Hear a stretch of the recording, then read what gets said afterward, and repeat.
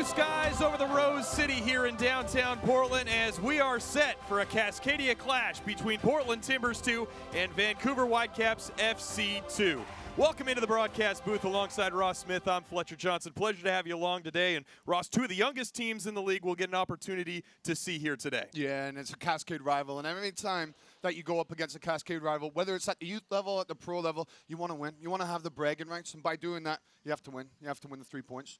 We look at the two teams here today, and we'll get into the starting lineups later, but we start with the Portland Timbers, 19-year-old Augustine Williams. If T2 won a victory here today, chances are it's going to have to go through him. Yeah, I've been impressed with this player. And just seeing him out at training a couple weeks ago alongside Fernando Wadi, I thought, you know what, Fletch, that's a young Fernando Wadi. The size of him, the strength, he's good over ground. What he needs to add to his game, though, is goals. Only 2 goals so far this season. He gets his chances, he makes good runs, but he just needs that finishing touch. If he can find that in his game, you can bet Caleb Porter's going to say, hey, why don't you come over here a little bit more with us. Meanwhile, for Vancouver, Marco Bustos is a player who has had success, 2 goals and 2 appearances in USL so far this season, but maybe hasn't quite lived up to that first-team level Carl Robinson's hoping. Yeah, a couple of years ago when this man was turning pro, there was a lot of promise about him and what he could become for the first team. But he's only had 4 appearances in his time. So now into his 3rd pro season, he's done it at the USL level. The big question is, can it translate? Can he go up to the first team? And so for him, he needs to have big games at USL,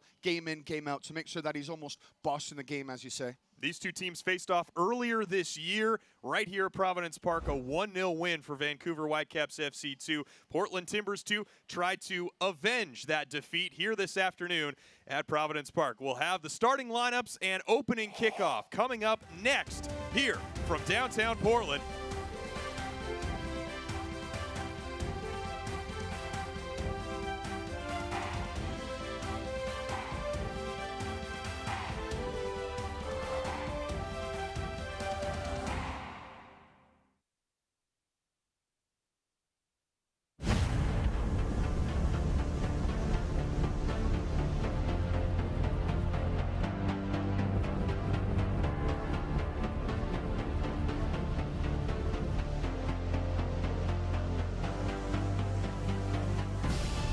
We've raised the stakes. Expectations are high. Our biggest season yet will break records with elite players and future stars. Innovative technology and new homes. We're growing the game in our communities and across the nation. Are you ready?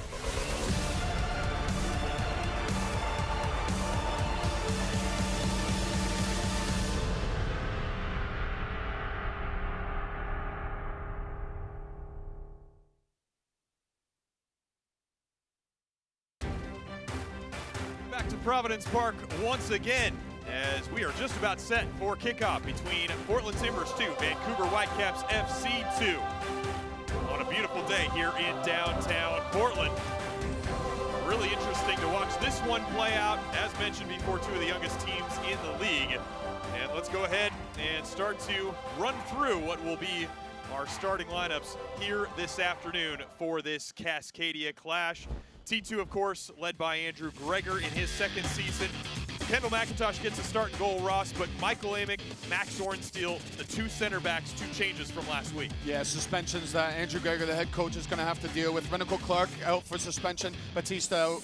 These guys come in, and what Andrew Greger said to us, Fletch, he likes the capacity mentally, how they read the game, how they pull players around them, so they're nice and organized. Look for them to be nice and strong. Augustine Williams at the very top of this. Look for him to get goals. 2 goals only so far this season. Needs to get more on the goal scoring sheet.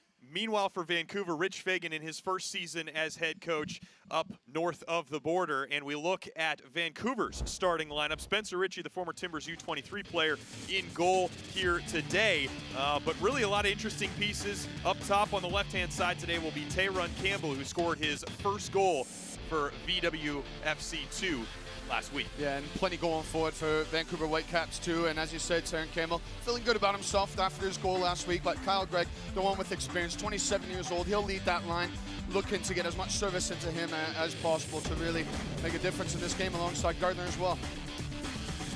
We're just about set for kickoff, and As we kind of approach kickoff, we had the opportunity to chat with Andrew Greger this week, and one of the things that you might look at right off the bat is T2's record. 1-9-1. It's certainly not standings-wise where the team would like to be, but they feel good about the performances they've been putting out lately, especially that last 35 minutes against Tulsa. They didn't get the win, but they felt really confident that that was some of the best soccer they played all year. And what you want, Fletch, is an identity. Is you want a certain style, and you want the players to be on the same page, and you're seeing that.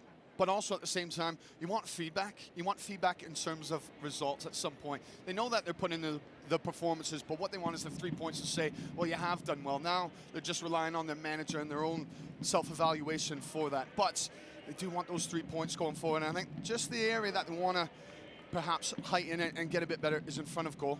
Is a goal scorer. 7 goals so far this year from 11 games, that it needs to be upped. It needs to be better. And if they get that final piece, which is always the last piece to come, then they're going to be all right. A great opportunity to pick up the second win today against a Vancouver team that's 3-5-2 so far this year on 11 points, which is good enough for 11th place in the Western Conference. Now, Vancouver did come here and get a win in April, 1-0, but it was really a match that was dominated by T2. They had the majority of the ball, were beaten on a counterattack late in the game, and Andrew Greger said that that's potentially what Portland really needs to take care of here today, is the ability to control set pieces and counterattacks, because the head coach thinks that T2 will be able to control the play in this game here this afternoon. And that's a big part to their styles. Controlling that ball is putting together the passes, getting yourself into a bit of rhythm, and just interesting to see their shape. And watching training yesterday with you, Fletcher, you could see how they would try and build it down one side and then quickly get it out and then go the opposite side. But it was the differentiating in pace of their play is to make sure that the speeds of play are always changing, that you almost rock a baby to sleep, and then you go at them when you find that space and unbalance the other team. Early throw for Vancouver here in the first minute. Handful of first-team players for the Portland Timbers coming down to T2 today. Victor Arboleda, Ben Zemansky as a holding midfielder, Kendall McIntosh, as I mentioned, in goal. Marco Farfan, the 18-year-old, playing out on the left-hand side of defense today. He's gotten 4 starts with the first team and certainly has performed well in those games. And really, in a sense, T2 looking for a little bit of a leader here as well. With such a young group, average age under 21 years old, that can be one of the most difficult things to find, is that leader out on the field. You need a voice. And that's part of what Andrew Greger said with these 2 center backs for T2 coming in, that they've got a bit of mental strength about them. Campbell's cross comes in, but well over hit and out to touch here on the near side of the field. We just see as the Timbers in the attacking half. Shout for handball. I think it should be. Just see Andy Tomats just come off the left arm. DeVitt wins the header, but offside called on Kyle Gregg, who is dropping down from the first team for Vancouver here today. DeVitt, of course, the player of the year for Vancouver in 2016. Spent 4 years as a professional in the Netherlands before coming to Canada, as he once again knocks that one out to touch off of Augustine Williams. As mentioned, a couple familiar faces for Timbers supporters in the Vancouver starting 11 today. Andy Toma spent the last couple seasons on the Portland Timbers roster and a bunch of appearances for T2. Also Spencer Ritchie, the goalkeeper, who was a member of the Timbers U23s a while back, as some nifty dribbling through the midfield by Baldissimo made that Caden Chung with the ball back at his feet.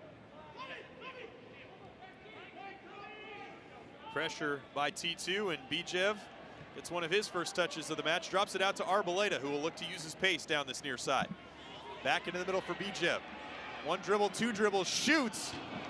Can't get the curl on it. But some nice early play from T2.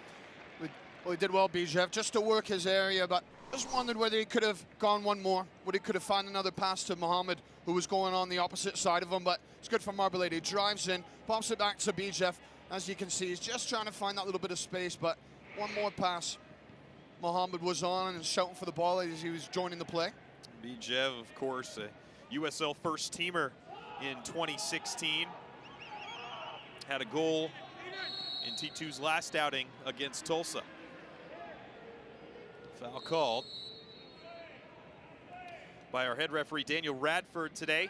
He's assisted by Andrew Duker, JJ Blodgett, and the fourth official Alexander Lutman.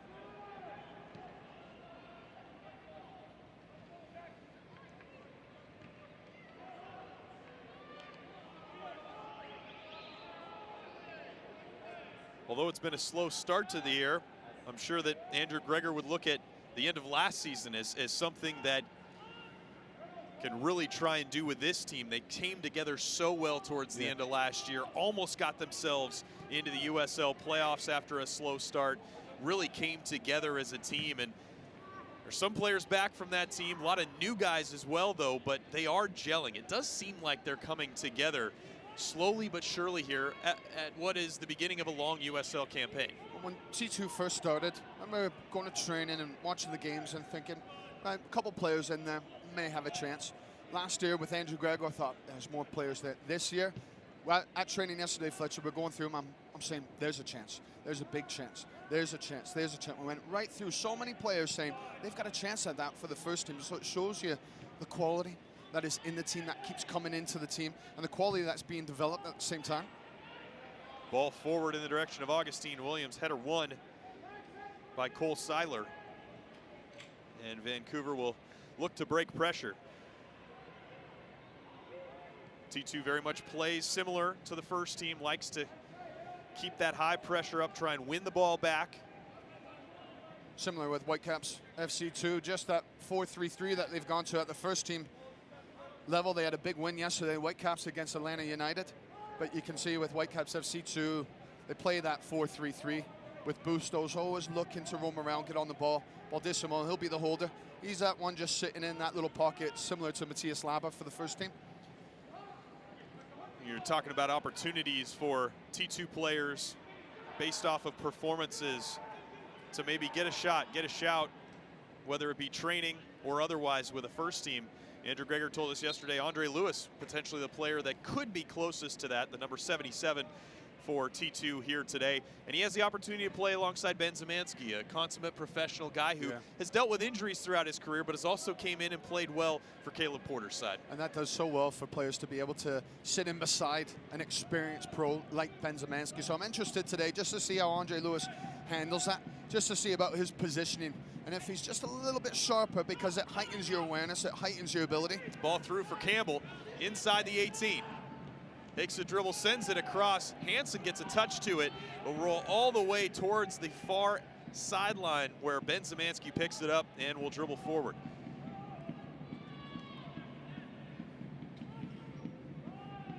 It's a big game for Ben Zemansky on the ball just now as well. He's a couple little knocks, a couple little injuries to deal with this year. And so for him, just trying to get your fitness and also trying to impress.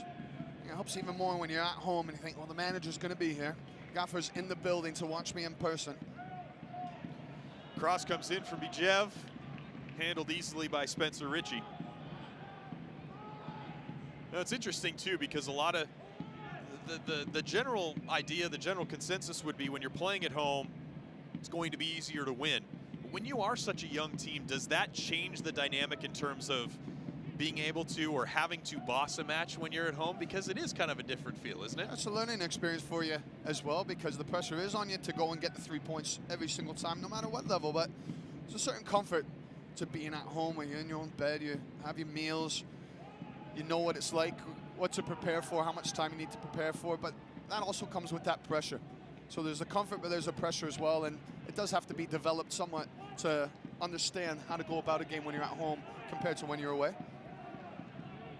Emmett clears the danger momentarily. Hansen then able to knock it off the Vancouver player and earn a throw. Still early on, got to get the second ball off the field. But Harold Hansen, another guy, let's talk about youngsters, 17 years old, coming from Ontario, California, previously with FC Golden State, and player who, you know, very raw, but has grown immensely just in 11 matches with T2 here this season. We all know about Marco Farfan and his emergence and his first team performances that have been absolutely terrific so far this year as he's on the ball just now. But I think what that's done is it's encouraged everybody else around T2 thinking age doesn't matter. It doesn't matter how young you are. If you're good enough, then you're old enough, is what Caleb Porter said to us. And so everyone will be thinking, Farfan's done it, I've maybe got a chance as well. Here's Augustine Williams, corner of the 18. Nifty footwork, drops it to Zemansky, back to Williams. He'll go out central for Lewis. It's good from Lewis. You could see that Williams wasn't really going anywhere, that he had to pop up and give him a bit of support. Zemansky early cross, header won by DeVitt. Vancouver clears. Gardner with the ball at his feet. Tries the ball forward for Greg. Can't get it through, and then the foul called on Ben McKendry.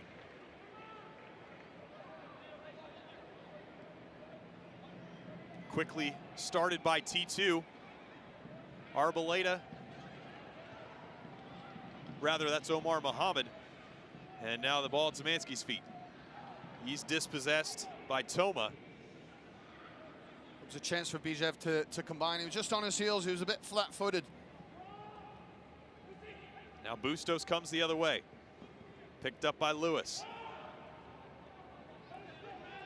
Tons of space as the shot comes, and no trouble for Kendall McIntosh as that flies high over from Ben McKendry. Yeah, a bit too much room for the Whitecaps FC2. You just see as Andre Lewis, he does his part. He makes Bustos turn back on himself, but then there's players getting up, and you can see there's a massive gap there. Just at the last second. Amick waiting to see whether he pushes on or not. Amick and Ornstill, the two center backs, as we mentioned today. Suspensions to Lamar Batista for yellow card accumulation and Renico Clark for a tackle late in that Tulsa match.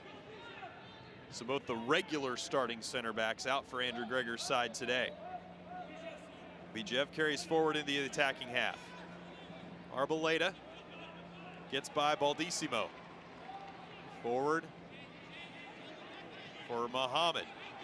Muhammad breaks away from two. Bijev into the center for Arboleda. Arboleda top of the box. Chips forward for Augustine Williams. DeVitt able to get there first and knock it out for a corner.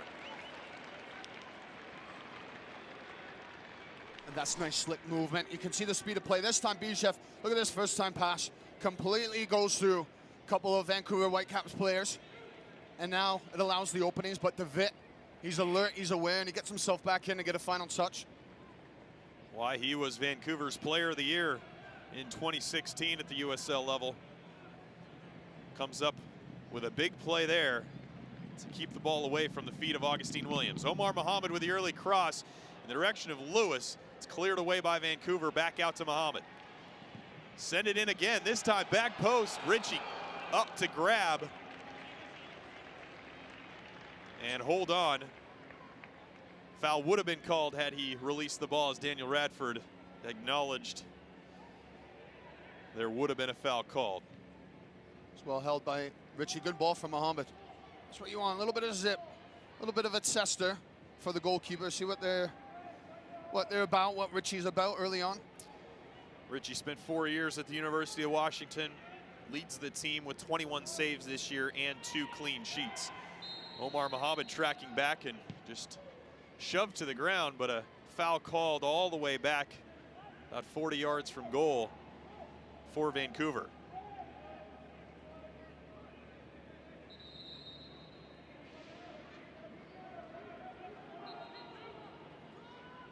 Bustos comes over to take.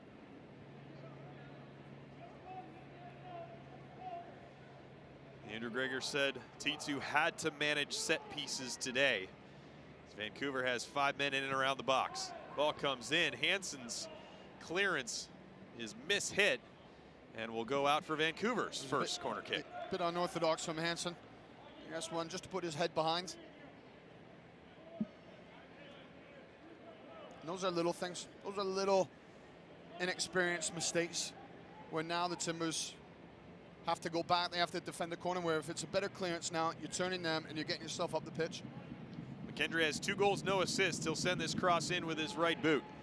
Back post, header won by DeVitt, but it's wide to the left of Kendall McIntosh's net. And Augustine Williams just complaining to the referee, saying that he was fouled, that he was pulled back a bit, but you need to be stronger. You can't be relying on the referee to blow the whistle for you. See, there it is, just a slight shove from DeVitt.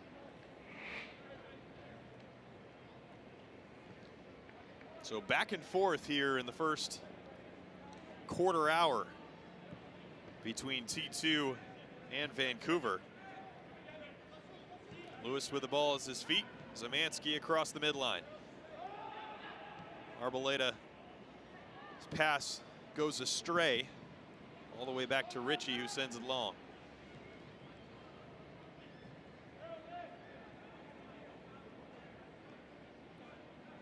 McKendry's back pass goes out of play at the midline. Farfan with a quick throw in for Augustine Williams, who will have his hands full with DeVitt here today. Yes, good battle to watch with Williams and DeVitt. Just up there, DeVitt, he's always going to want to challenge. He's always going to be physical, but Williams, that's one of the strengths of his game, is his hold-up play, bringing in his teammates. Interesting look here as the 2 center backs spread wide. Lewis, the defensive midfielder, comes and picks it up in between them. He loses out, though, at midfield for a Vancouver throw.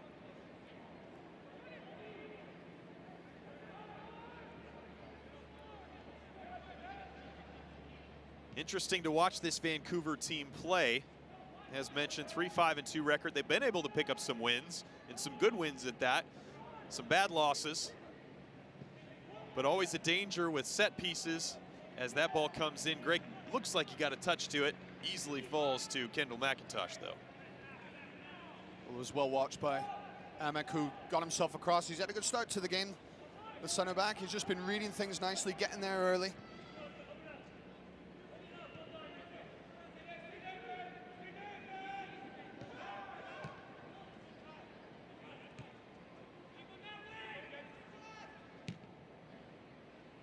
Jev with a long switch over to Ornstill. Ornstill, long switch. Arboleta wasn't making the run. And a header back to Ritchie. As part of the pattern play we were watching Timbers 2 go through yesterday, is just that switch of play. When you see that it's on, can you get it there quick? Can you get it there with some quality and then try and get an overload down the opposite side? I was impressed with the shape work, the intensity of it, and as I say, the quality yesterday at the training session. I think the coaches were as well, just the way that the praise was being put on them. I was interested to see how does that translate to today. Now you got a little bit of pressure, game day. You got a crowd here as well. Can that quality maintain? Zemansky with some nice work to take the ball off Vancouver. Omar Mohammed goes down. No foul called, though. And here comes Whitecaps FC2 the other way. Mohammed fouled there. Toma claiming a little bit of a dive on Mohammed, but Daniel Radford calls the foul 10 yards inside the attacking half.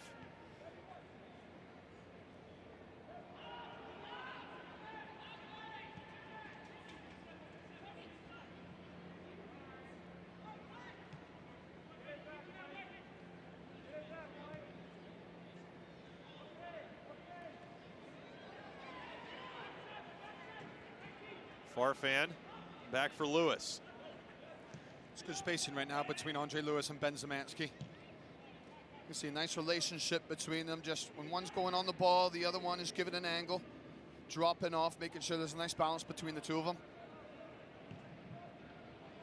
Ball knocked out of play to touch.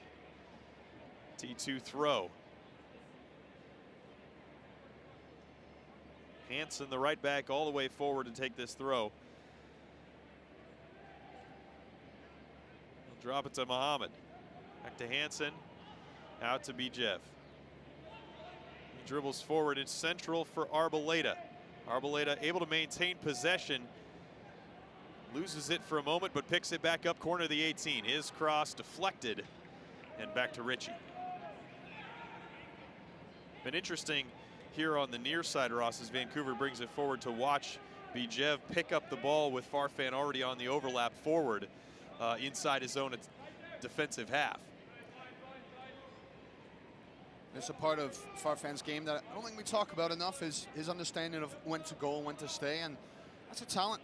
That's a gut feeling, and it's something, yeah, you can certainly learn. Of course you can learn it, but as well you have to have the instinct in the game of when are good moments. And that also depends on who's on the ball. Who do you trust on the ball? Can you get forward knowing that they're not going to waste the ball, and then all of a sudden you've got a 30, 40-yard ball run to recover. So Farfan just seems to know the right times to get forward and help out.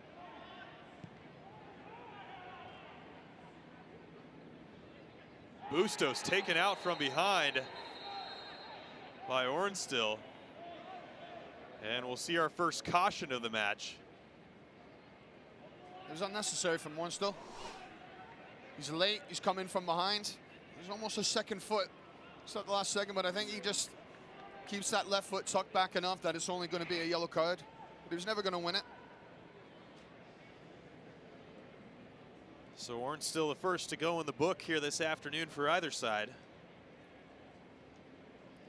Vancouver with a restart, 15 yards inside their attacking half. That's the thing. At times, a young center back, you want to go and win everything. And as a manager, you don't want to curtail that too much, because you want that eagerness, you want that fire for the players to have the hunger to go and win it. But as you go older, you get a little bit more experience. You think, all right, that's one, I can't win, I don't need to win. Header forward, not much on it from Thomas Gardner, and easy pickings for Kendall McIntosh.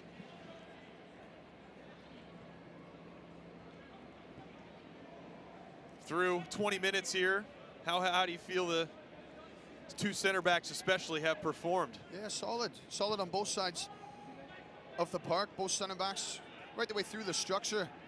I think it's been very solid, the shape of both teams. Obviously the identities reflecting the first teams for what Caleb Porter and Cole Robinson would want, but there's a bit of a figuring out period right now of where the soft spots are for both teams. Where do you think T2 could exploit what Vancouver's putting out a little bit more? I think you want to use your pace around the outside. I look at Mohammed, I look at Harold Hansen, the right back pushing on. Can they get at Andy Toma? Some of these guys will know what Andy Toma's all about from his time here at Portland, was with the Portland Timbers last year. And then the opposite with Marco Farfan. You know, he's got pace. He can get on the ball, he can get his crosses in. How's he going up against Chung? Bijev forced to play it back from the center line, picked up by Amick. Now Ornstill will go with a long switch to Bijev. Chests it down to himself. Arboleda actually picks it up there. Able to get by a couple men. Seiler comes out to knock it away momentarily. Zemansky chips it up in the air and falls at the feet of Omar Mohammed. Back to Hansen. Just see that Arboleda, he's finding a nice area. He's coming off the line into the center of the pitch, into the central area. But just a slight lack of quality once he's getting into those spaces. If they can just pick up the speed of play, a little more quickness in the mind than in the play, then you think that can start to unbalance Whitecaps. A little quickness in the mind there from Arboleda as he tried to dummy on for Augustine Williams, but Augustine couldn't quite catch up to it. T2 back in possession once again, though, playing very positive. Bijev's pass goes off the heels of Arboleda, but Vancouver quickly give it back to T2. And for Whitecaps FC2, I think they'd want that entry pass into Greg just to be a little better, something they can work off of. Bustos, we haven't seen a whole lot of him. Fine technician of the ball. He's very crafty. He's very good. He can see different passes that other players can't really pick out. And so you want those two getting on the ball, whether it's into Greg, off him, set into Bustos, then you can get the team ticking. Bijev finds Augustine Williams, defended by DeVitt. Williams keeps possession and will drop it back for Lewis. Lewis' pass for Farfan is intercepted by Baldissimo. Foul called on Amick.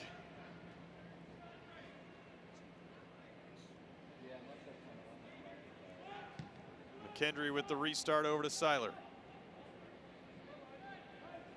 It's a foul on Amick, but you can see again picked his moment well. He had to go in. He had to make sure as soon as Greg was getting on the ball that he didn't allow him to turn, to allow runners to go beyond and Greg to be able to face up the pitch, because if he does, then all of a sudden you're in trouble because your center back's committed to go in. But he did a nice job just to make sure, no matter what, even though he had the foul, that Greg wasn't going to get out of there. Vancouver out shooting T2 3-1 so far here in the early going. But neither side with the all-important first goal as of yet.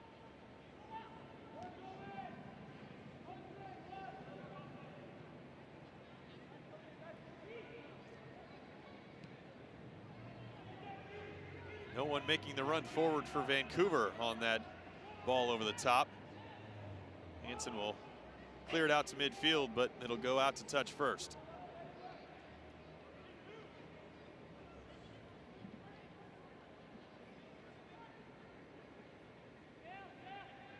Toma with a long throw into McKendry, back to DeWitt, and over to Chung.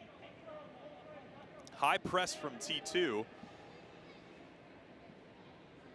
McKendry picks it up, will look for a pass, and that high press causes a problem, although Bijev called for a foul.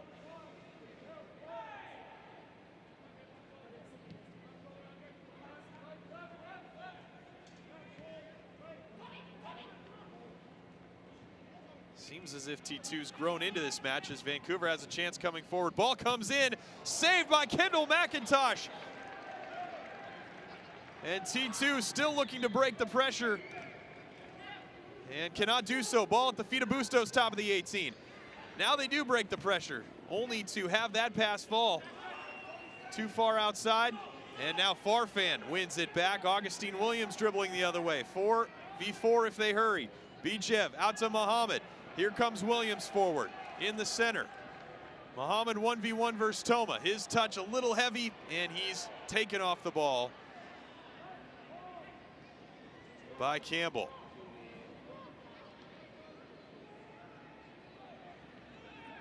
Kendall McIntosh's first real action of the afternoon comes up with a big-time save on the shot that came from Thomas Gardner. Yeah, it was terrific. And that's one of the strong points to Kendall's game, is the way that he can come out, the way McIntosh can read certain situations, and he kept himself big and he took it right into the chest to keep Whitecaps FC2 off the board, but it was well worked by Whitecaps. You just see how that's encouraged them now, getting numbers up the pitch, feeling a little bit more confident.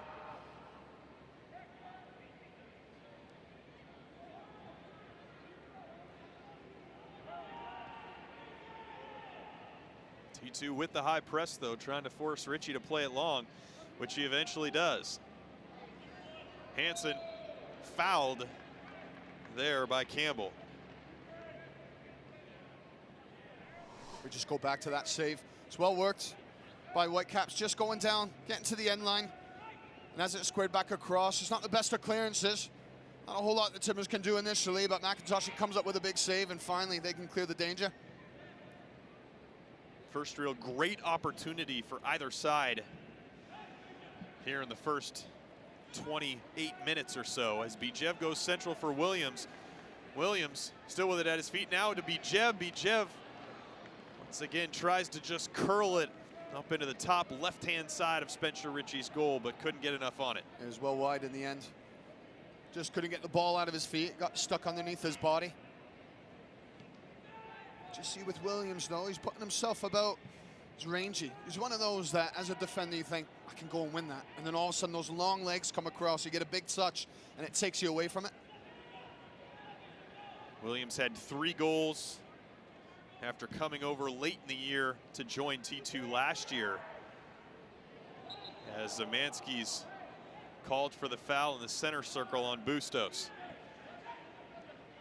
Williams really showed that flash last year at the end of last season of what he could do, and like we mentioned earlier, hasn't quite found his rhythm yet, but as you mentioned and as you can see, he's got a way of finding himself in good spots.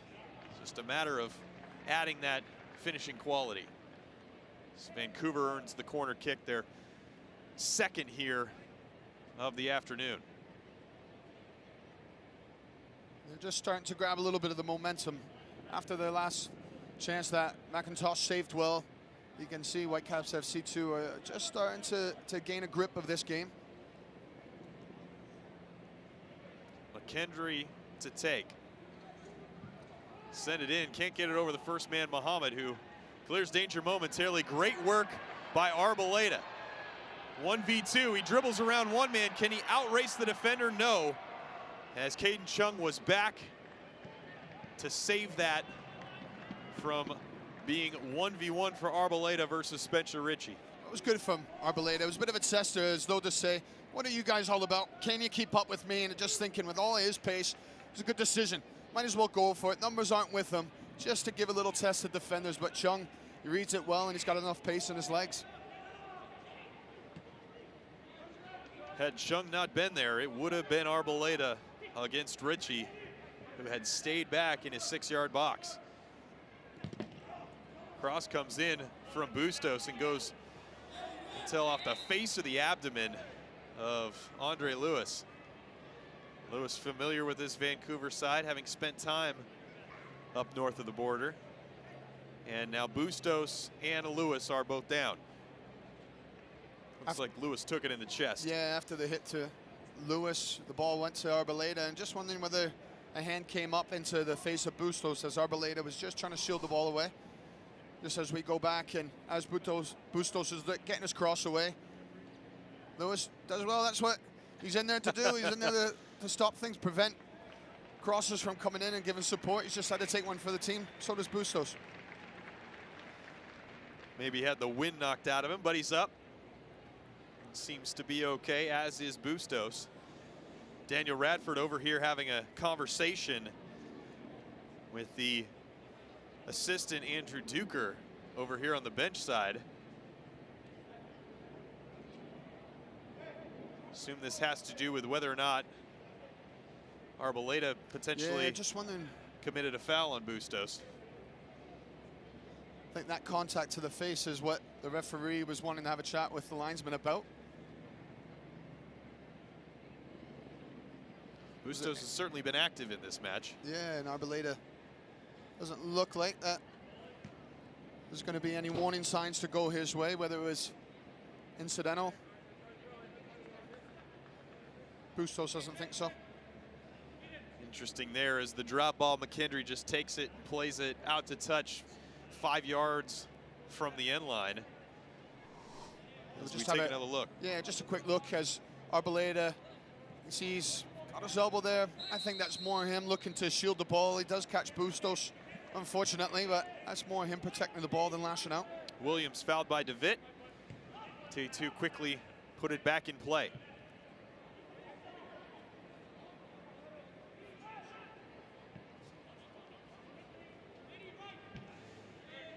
Over a half hour in now.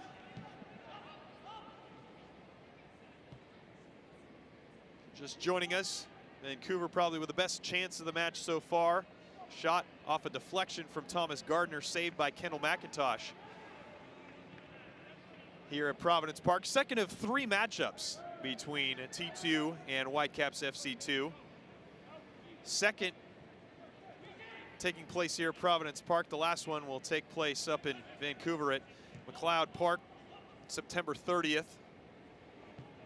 Vancouver won the first matchup 1-0. T2 looking to exact some revenge here this afternoon. Muhammad dribbling forward on Baldissimo, drops it out for Hansen. Lewis in the center circle. Central for Augustine Williams, whose first touch is heavy, but manages to get it back to Lewis. Farfan's been quiet so far here this afternoon. They made something of it there, but just felt as though Andre Lewis could have done things a little bit quicker, and he could have got out to Farfan. One touch to set the ball, second touch, instead of going through Williams and trying to find his way through. Eventually got to Farfan, but it took an awful long time. Bijev gets around his man into the corner of the 18, sends the cross in. Arboleda shot saved by Ritchie.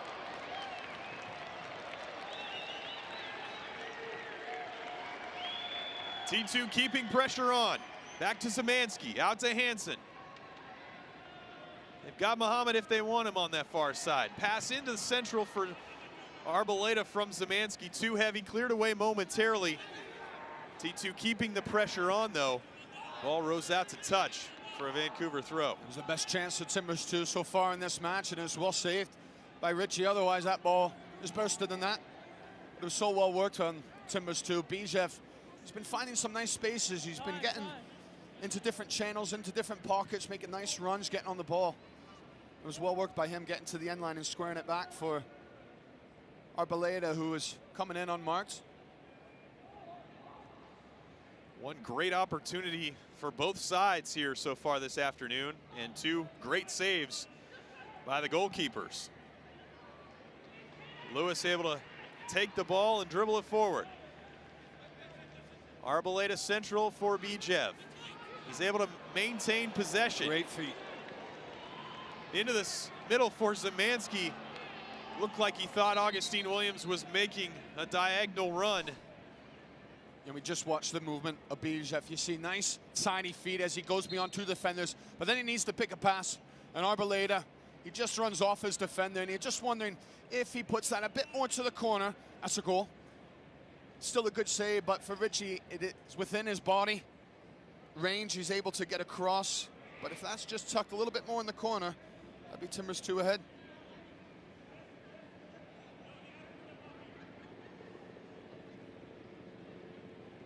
Looks like Ben McKendry is coming over to the sideline here. Not sure if... Doesn't look to be moving well. Yeah, if we've got an injury, if we've got blood.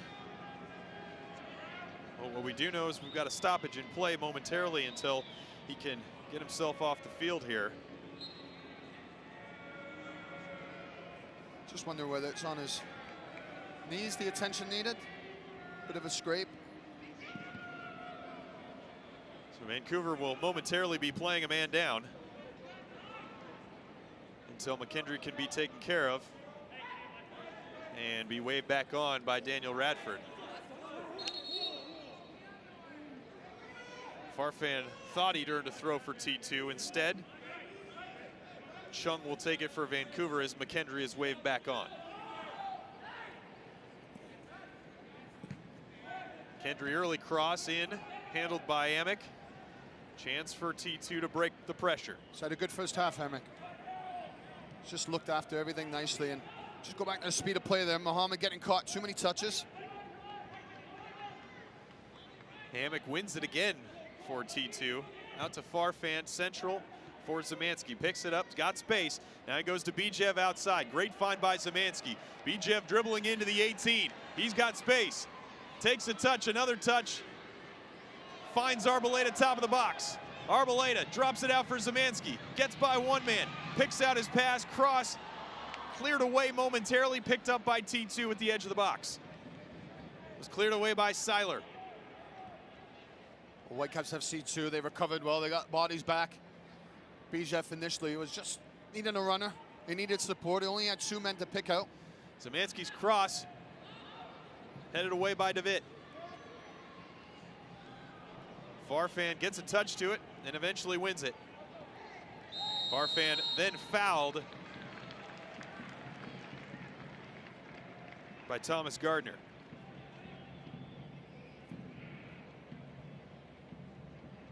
It's good from Farfan. Now Timbers 2 are grabbing back the momentum, the onus in this match, and Bijev, he's been the main reason why, just getting on the ball, and he's got runners coming off him. He's just in a nice little groove, you can tell that. Just a few little skill checks that he's been doing. He's had a lot of freedom. We've seen him pick up the ball in his defensive half, down in front of the Vancouver bench here on this near side, play central as well. He's even pressed far up the field on the far side. So he's been all over the place here in the first half. And you have to earn that. Yeah, you do have license from your manager, Andrew Greger. You know, similar to Diego Valeri for the first team, you get license to roam around. But for Bijev, the better you do, and then the more entitled you become, and you're able to go find the game. Richie quickly off his line to clear away that ball forward for Marco Farfan, who will come back to take the throw.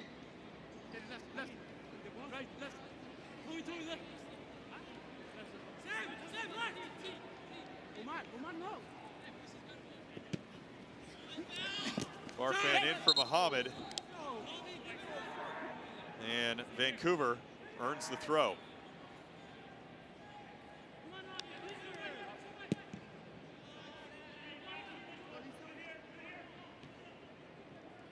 Amick wins the header, and Zemansky picks it up in the center circle. And Zemansky square for Hansen. Zemansky making his third start for T2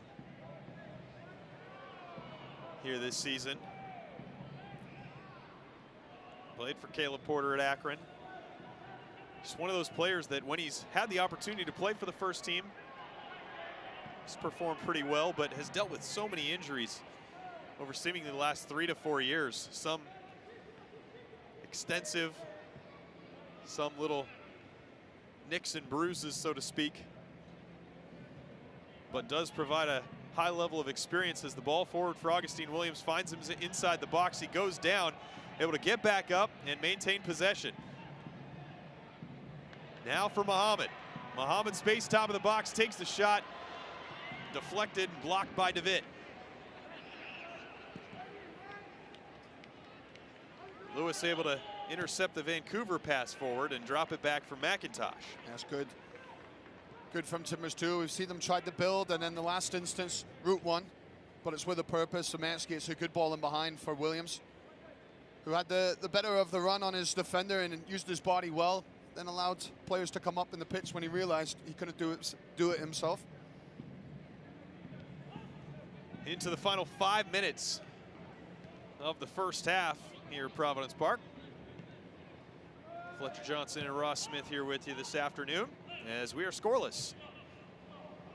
One great chance for both sides through the first 40 minutes,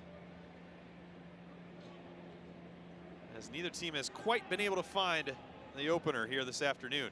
Nice ball. Great ball from Lewis. Finds Farfan, defended by Gardner. You can see the confidence coming out of the players now, can't you, Fletch? Just the way that the team are getting themselves into a nice area.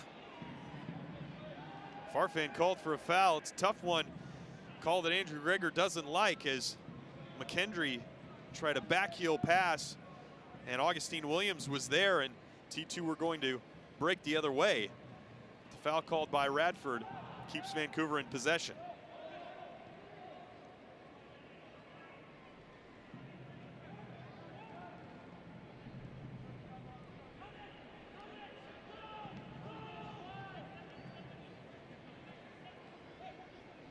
Here comes Chung.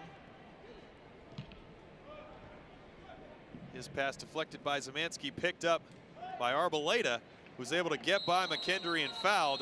Yeah, should be booking. It'll be the first caution of the match for Vancouver, as McKendry goes in the book, picking up his second yellow card of 2017. Yeah, it was a frustrated foul from McKendry because he didn't win the first one, and he could see Arboleda was going to get the other side, so he was going to get the better of him.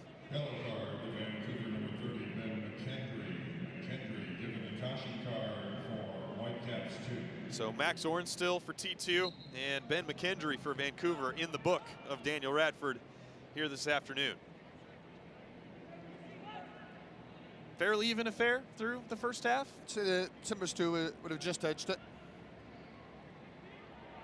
Hansen goes down, but Campbell takes the ball off him. Certainly had the better, more chances, I would say. Whitecaps 2 obviously having that one that McIntosh was called into action, but for the most part, I would say it's been Timbers 2 getting on the ball more and really imposing themselves on the game.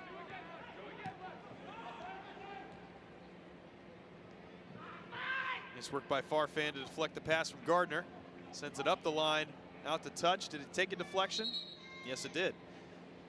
Farfan earns a throw in front of the Vancouver bench.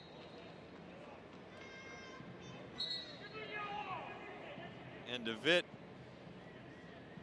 little gamesmanship, dribbles a ball back onto the field to slow down play. Farfan in for Williams. Williams looking for the foul, none called. Vancouver throw.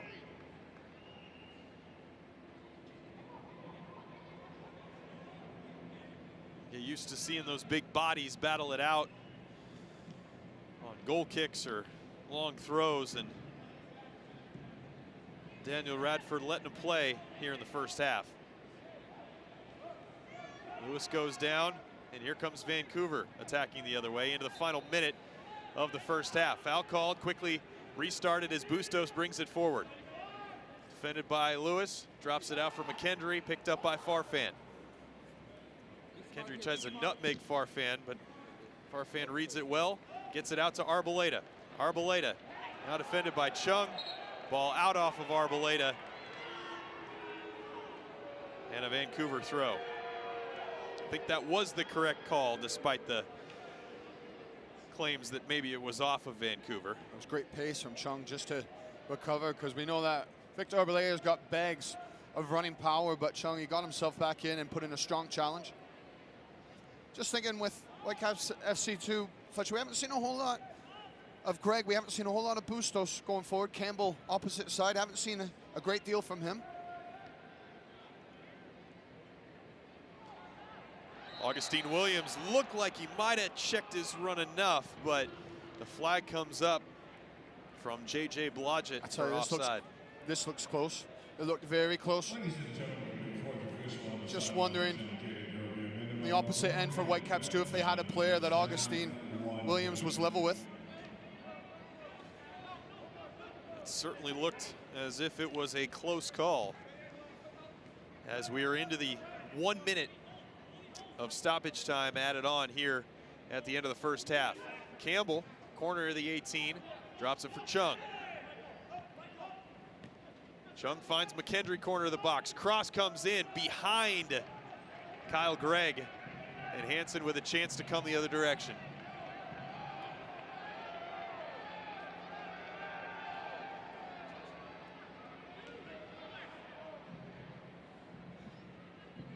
Ten seconds of the added minute left. Maybe one chance for T2 to get across in. Hansen, Szymanski, back to Hansen. Out to touch for a T2 throw. Just go back to that offside decision. I think the linesman has got it correct. You can see Augustine Williams on the left-hand side of your screen. It's close. It's close. It's very close. And there's the whistle for the end of the first half. One great opportunity for both sides, but no goals to show for it. As we go to the break here on a sunny afternoon at Providence Park, scoreless between Timbers 2 and Vancouver Whitecaps FC 2. Quickly, your thoughts on the first half? Yeah, I thought for both teams they want a bit more tempo. Starting the match, the first 20-25 minutes, a bit of a figuring out period, and it seemed to come to life when Whitecaps FC2 got the chance that McIntosh saved. But then after that, I thought it was all Timbers. Timbers 2, they had their chances. Ritchie saved well to keep the Timbers 2 from scoring, Arboleda from getting on the board. So I think Andrew Gregory would be the happier of the two managers going in, but I think for both managers, we'd want to see more tempo, more energy to the match. Coming up at halftime, many things, including the first half highlights as well as the statistics from this Cascadia clash between Portland Timbers 2 and Vancouver Whitecaps FC 2. We are at the break, scoreless. Halftime is next.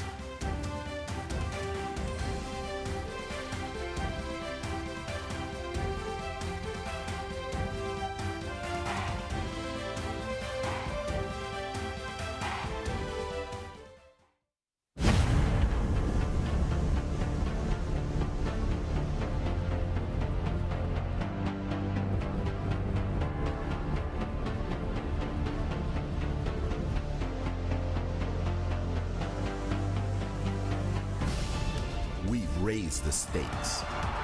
Expectations are high. Our biggest season yet will break records with elite players and future stars. Innovative technology and new homes. We're growing the game in our communities and across the nation. Are you ready?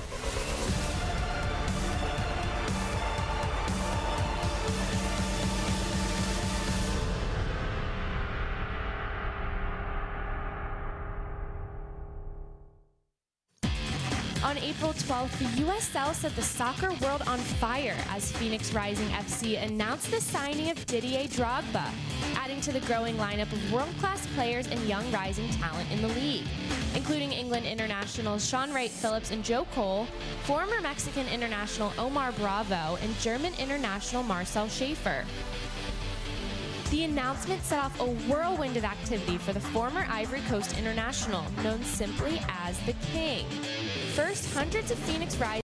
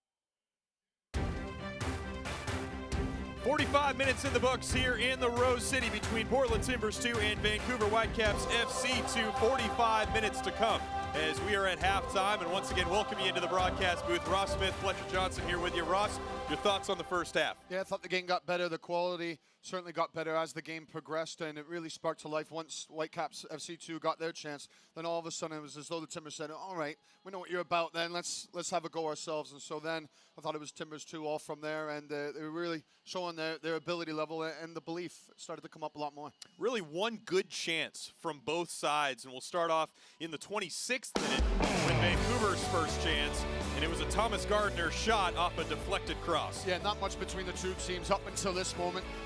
When Whitecaps FC2, they get to the end line, they square it back, but you can see McIntosh, he does so well. He reads the flight of the ball as it's coming off the foot, and he gets his body there. He stands up, and he keeps Whitecaps FC2 off the scoreboard. Then in the 34th minute, it was T2's best chance of the first half. Yeah, and he just tracked the movement here of Bijev just as he starts off middle of the pitch, and then he's getting on the ball, he's affecting the play, and then he sees an opening, and he's got the speed, he's got enough pace to get beyond a couple of defenders, and then the ability to pick out a pass. But just here, you see, has a quick little look up, and he squares it back to Arboleda, who gets away from his defender and has a great chance, but it's well saved by Richie. If we take a look at the first half stats, even in shots, 4 apiece. 9 fouls for Portland, 6 fouls for Vancouver. 90% passing accuracy for T2. Yeah, and we said just going in at the halftime, I think Andrew Geiger would be the happier of the two managers, and you look at the numbers to reflect that. Outpassed Whitecaps FC2, outpossessed them, and he would say that they had the better of chances. Even though the shots are level, I would say more of the chances came, even though both teams had a big chance, more chances came to Timbers too. Inching closer to the beginning of the second half here in this Cascadia clash, but before that, an opportunity to look at the upcoming match, next home match that is for T2, will come your way here in a couple short weeks. June 16th against OKC Energy FC right back here at Providence Park. Should be a good one against Oklahoma City Energy, a team that is very talented and one that will try and bring their best effort here to Providence Park to take on Portland Timbers 2. But as we're about set to get underway here in the second half between T2 and Vancouver Whitecaps FC2, we'll look to see if there are any changes here at the break. Doesn't look to be the case for Portland Timbers 2. Still yet to be seen for Vancouver Whitecaps FC2. But first half in the books. Ross, what do you want to see out of Portland in the second half to try and not only find the opening goal, but walk away with their second victory of the season? Yeah, well, I thought Arboleda was finding himself in nice situations, and you could see where he was just coming off the line, and he was finding an area between the right back and the midfield. And once he was getting on that ball, he was just looking to combine. And so I think if you're him, you want to get on the ball as much as possible, try and affect the game, because also have to remember, it's not just about this game for some of the guys in their mind. It's also impressing in this match so that they can impress Caleb Porter and hope they'll get a chance at that next level. Vancouver will start us off here in the second 45 minutes as Daniel Radford looks at his watch, checks with his assistants, blows his whistle, and we're underway once again here at Providence Park. Scoreless through 45 minutes. As this the second matchup of the season, early ball forward and cross comes in from Campbell, but way too much on it and out for a goal kick. Second of 3 matchups between T2 and Vancouver Whitecaps FC2. Third will take place Saturday, September 30th, up in Vancouver at McLeod Park. Vancouver won the first matchup 1-0 here back in April, and T2 trying to even the season series. As we see Ornstill drop it to Lewis. He'll go further out for Amick. Both Amick and Ornstill, the two center backs, making their first starts of the season here for T2. And Ross, through the first 45 minutes, really haven't given much breathing room to the Vancouver forwards. Yeah, been nice and solid, nice and connected. They've been reading the game nicely, and when there's a challenge to be had, they've gone and got themselves stuck in. As the two connect on a pass there. Ornstill spent last season with the U23s after 4 seasons at Santa Clara. Vancouver bringing it forward. The feet of McKendry. McKendry picked up by Ornstill. Ornstill wins out nicely and clears the ball to Zemansky. Good from Ornstill, good from Zemansky as well. Benzymanski just tracked McKendry all the way up until the center back. Oren still came out and he looked after things from there. You talk about this 90 minutes being more than just this match. A player like Benzymanski, who's come down from the first team, working himself back to full fitness. What have you seen from him? Been solid, been simple. Just getting on the ball. When you talk about going forward, he's just kept things going nicely. He's completed the passes that should be completing, but defensively, he's sat in, he's gotten in between lines, he's made sure that he's screening, making it difficult for Whitecaps to play through. Ball forward for Campbell on a long switch. He's able to chase it down in the corner. Defended by Hansen. Cross in. Amick gets there rather, and is able to deflect it out for a corner. Gets there just ahead of Kyle Gregg. That's a few times now, Amick. He's had to track strikers coming across his body, and it's so well marked by him because that ball's coming in, and it's just a near stick run. But Amick, he needs to put his body on the line, and he does it.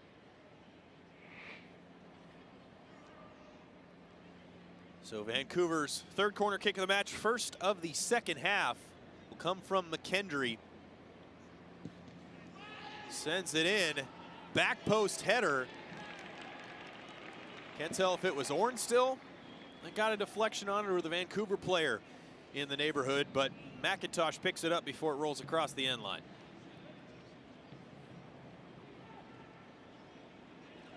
Just saying, Fletcher, with players from the first team, T2 getting their minutes like Benzymanski today, and just been impressed every time there's been a first team player playing for T2 and their approach, their professionalism, what they're doing for other guys around them. And I think that's a mark of their eagerness to obviously impress, as you should always be, but the respect to the coaching staff coming down as well, that they want to do right by them and by the players for T2 to make sure that they're putting in a solid performance to get the best out of every single match. And you also look at the benefits for the first team players, and I think Zarek Valentine's a good example of this now.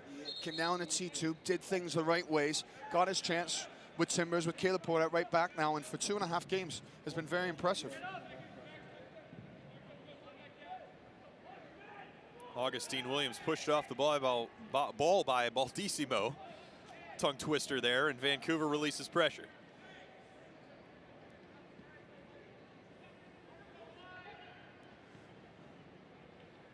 Baldissimo taken down by, or rather the pass from Baldissimo to Bustos. Marco Bustos taken down by Lewis and the foul called.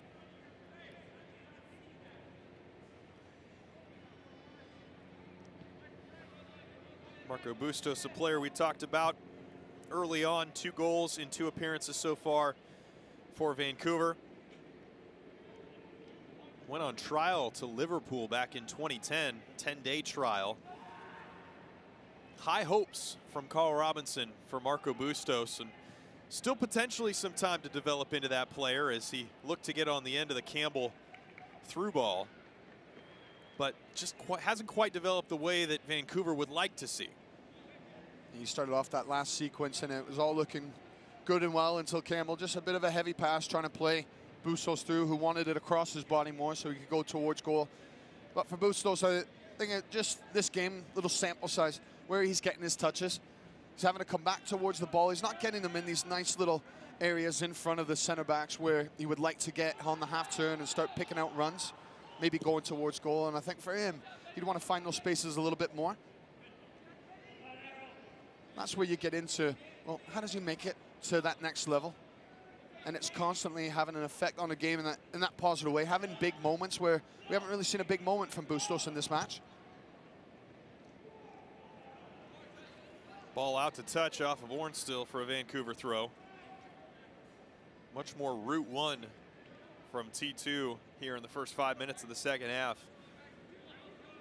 Long balls forward and runs from Augustine Williams as this back pass is intercepted by Williams. He's got a chance and plays it square, but behind Victor Arboleda.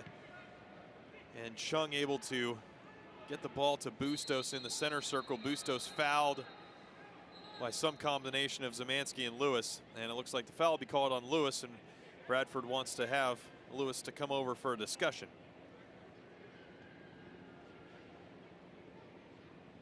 Lewis familiar with some of these Vancouver players, having been drafted in 2014 by Vancouver Whitecaps in the Super Draft. High praise from Andrew Greger, feeling that he's been playing some very good soccer, among the best on the T2 level here as of late.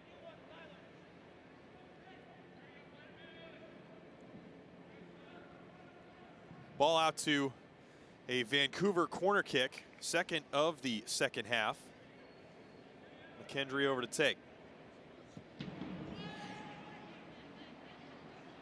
Over the top of everyone, and Augustine Williams chases it down in the corner. Szymanski, Bijev. Drops it back for Lewis, and now to Farfan.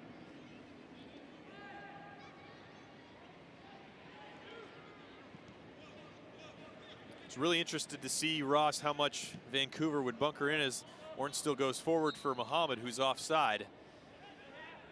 But how much Vancouver would, in a sense, come out and play early on, and pretty even possession in the first half between the two sides. I think you can see from Whitecaps that for them the priority is development as well as being able to produce players, produce a style that will be symbolic of them being able to go up into the first team, because if it's all about the 3 points coming away from home, then you think, right, is there a bit of a bunkering down period? But certainly they're looking to take it to the Timbers too as much as they can. Kendall McIntosh with the long punt forward. Toma able to turn and move Vancouver into the attacking third. Glancing header from Kyle Gregg goes across the face of Kendall McIntosh's goal. Dangerous chance there, but Gregg just couldn't get enough on it. Yeah, chance, big chance, and really should be steering it towards the goal.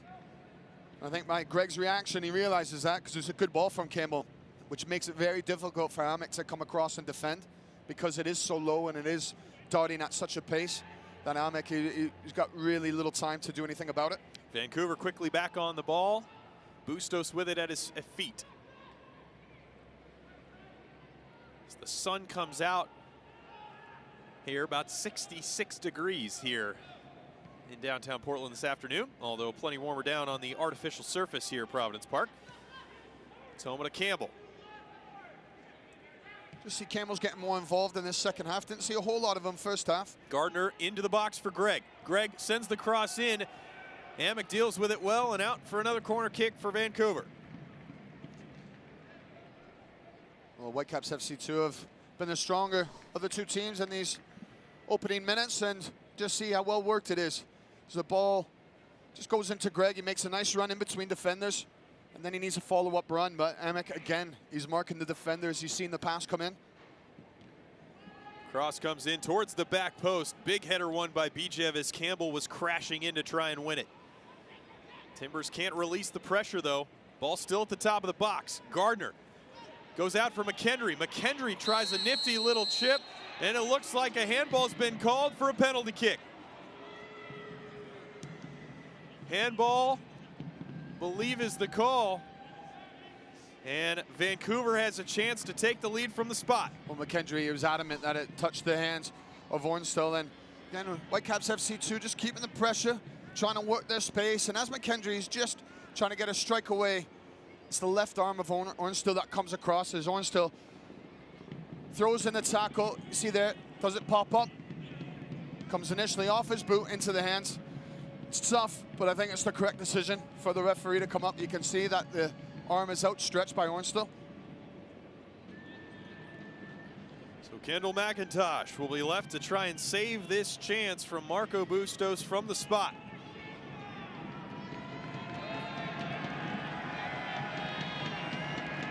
A 6-foot netminder bouncing on his toes back and forth. Bustos will strike it with his left boot. Steps, strikes, and scores to the left of Kendall McIntosh, who dove to his right, and Vancouver has the lead 1-0 in the 57th minute.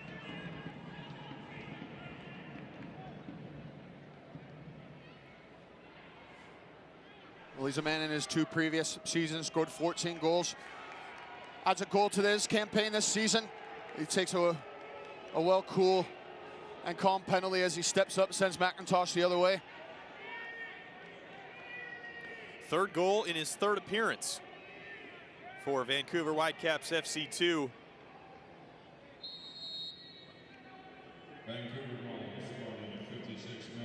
Scored against San Antonio on April 22nd, Colorado on May 14th.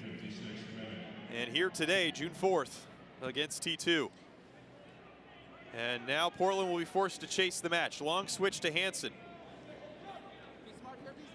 Hansen loses out and commits the foul on Toma.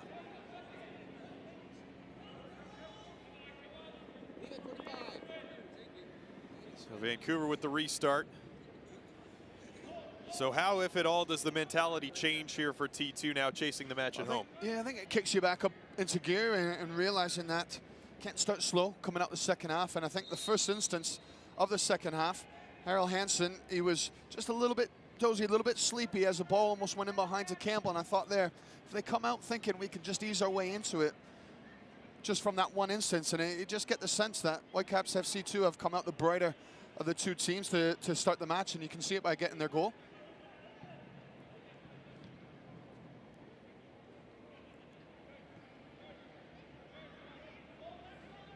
Jeff dribbles across the midline into Augustine Williams. Heavy touch, able to win the ball back though against Baldissimo.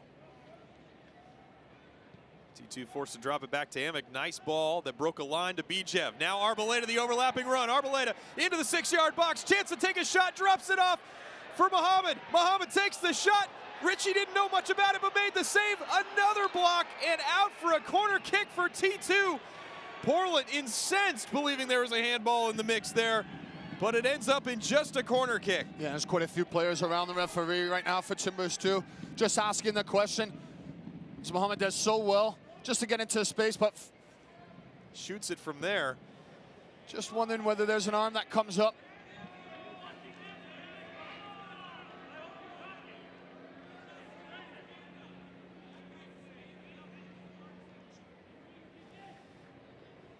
As it ends in a corner kick for Portland. Still a great chance to even the tally here minutes after Vancouver got theirs. Bijev cross, back, Ornstill headed off the line nearly by DeVitt. T2 still with pressure in the corner. They keep it on, ball falls to Zemansky. Zemansky to Muhammad. He'll go back for Amick. Amick plays back to Hansen. Looks like a foul's going to be called back here on Bustos right in front of the Vancouver bench, as Amick was able to drop the pass away before he was fouled. And Bustos getting a talking to from Daniel Radford. Great sequence there and response from T2 after giving up the opening goal of the match.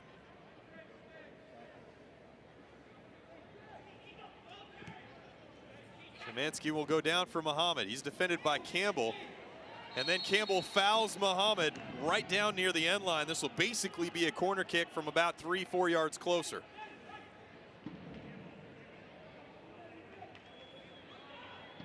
It's good from Muhammad. Just separating himself enough from Campbell, who's stuck in the leg. Warrant the free kick. Strike it with his left boot. In towards the center, just over the head of Augustine Williams. Szymanski tries to control, can't, falls to Hansen. Hansen goes out for Bijev, far side, defended by Baldissimo. 1v1, Baldissimo wins out. Matthew Baldissimo, one of 3 Baldissimo brothers, a part of Vancouver Whitecaps FC at one point or another. Older brother Mark and younger brother Michael is in the residency. As T2 keep pressure up, Bijev a loose touch, and Chung now dribbles the other way. Central for Bustos, stolen away by T2. Lewis was looking for Muhammad or Arboleda, but DeVitt gets a crucial foot in. Otherwise, either of those 2 players are in on goal. As we get another look at the potential handball. Yeah, we just go back, and I don't think there's much in that as the ball does to Arboleda. First bite of the apple, second bite of the apple, but for me, No handball in that situation. Szymanski cross comes in. Augustine Williams header, and another great save by Spencer Ritchie. Coming to his right, wasn't a whole ton on it, but able to get his hands on it. Shifted well, Ritchie, got himself across the line. Williams just couldn't get enough power on this header. It's a good ball in from Szymanski. You can see a bit of loft that Augustine needs to generate the power himself, but he just can't get enough behind it, and Ritchie is equal to the task. Horn still last to touch. A long ball forward from Ritchie that goes out to touch for a Vancouver throw. Well, while Portland haven't found the goal in the last 5 minutes, I imagine you like the response. Yeah, similar to the first half when Whitecaps FC2 had the best chance. McIntosh saved, and after that, it was all Timbers 2, and it's the same here. After Bustos scored from the penalty spot, it's been all Timbers 2. Long switch from Szymanski, finds Farfan dribbling forward. He's got Arboleda in front of him. He'll play Arboleda inside. Can't get there ahead of DeVitt, though. The man wearing the captain's armband has been there as the last line of defense whenever Vancouver's needed him today. Yeah, he's had a good game. And this second half in particular, when Timbers 2 are just close to having a breakthrough, close to having that final pass. It seems to be DeVitt every single time stepping up. T2 pressing high, trying to win the ball back. Able to do so as Omar Mohamed takes it off of Campbell. Central for Bijev. Bijev able to get around DeVitt, heavy touch, and it's cleared away by Baldissimo. Well, again, it's DeVitt, and what he's done, he's forced Bijev to take an extra touch, a heavy touch, and allowed Baldissimo to recover and get a challenge in. Gardner now dribbling forward. He's got Greg, tries to play the through ball to him, deflected away easily by Farfan. Now Arboleda with it at his feet. Yeah, game's becoming a little bit more open now. A bit more space developing as both teams looking to commit numbers forward. Solid by Bijev there to keep the ball. Now to Mohamed. Mohamed loses out to McKendry. Bustos with it at the center circle. The goal scorer here tonight. This is a sore one. Szymanski fouls Bustos. Yeah, I don't see a foul in this. Initially, I think it's the ball, but it's more the angle of the foot that Bustos takes as he's just trying to pass the ball with the outside of his left foot. I think that's why it's sore, because Szymanski has met that pass with his challenge, and it's a turn of the ankle on Bustos. You can see just a little slight pull there from Szymanski. Get a feel for Bustos, but for me, he's gone into the ball. Yeah, he stepped into the ball, but I think it's more so on Bustos because the angle of his foot and the way he was looking to pass it with the outside of his foot. Bustos will walk it off, and Toma will come up to take the free kick just inside T2's defensive half. Quickly played back all the way to Ritchie. T2 continue to press high, trying to win this ball back. Force Ritchie into a almost mishit ball forward. T2 do gain possession, though. Timbers going a little bit. McKendry and Lewis getting in the face of one another after McKendry wasn't happy at the extra contact. Yeah, you'll have to be careful, McKendry. He's on a booking already.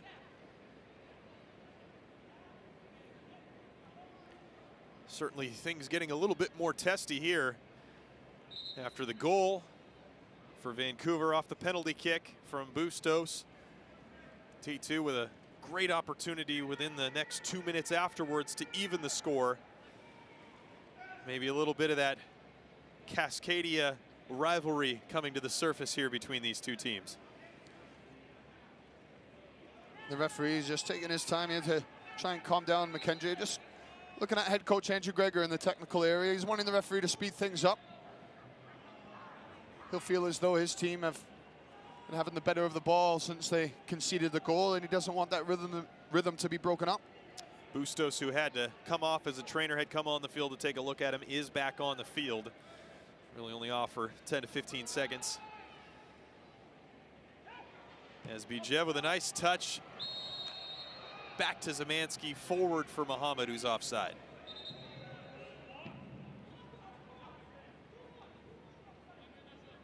Now it looks as if Radford was telling Richie to speed it up, bring it out for the restart.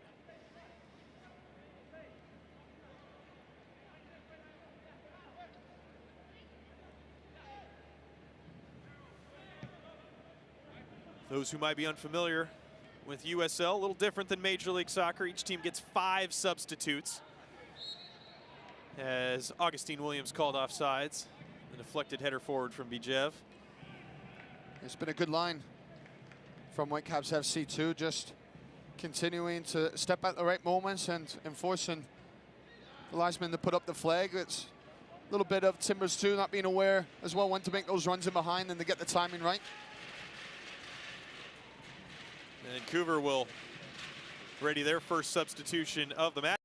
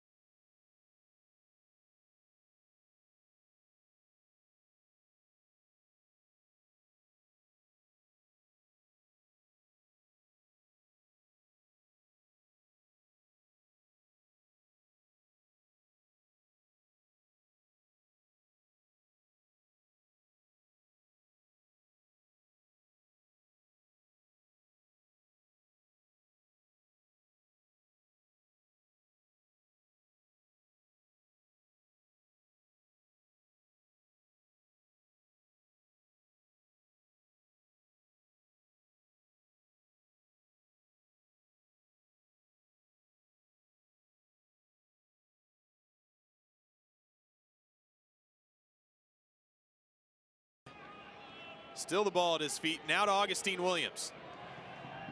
No numbers for T2, although Augustine Williams able to dribble through a couple men, get it to Zemansky. Yeah, great feet. Great feet from the target man. He got himself out of a couple players, just closing them down. Farfan now with it on the far side. 1v1 against Chung. Central for Lewis. Lewis strikes on the ground, not much on it, and blocked.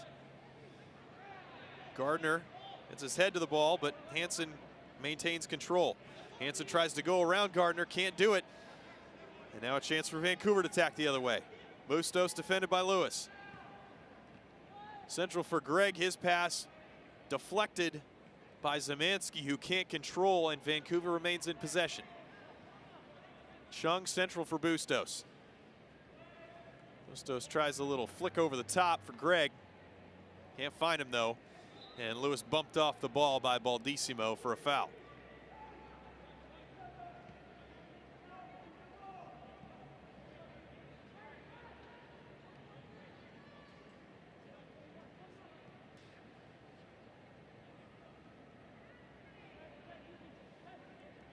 Bijev on the ball.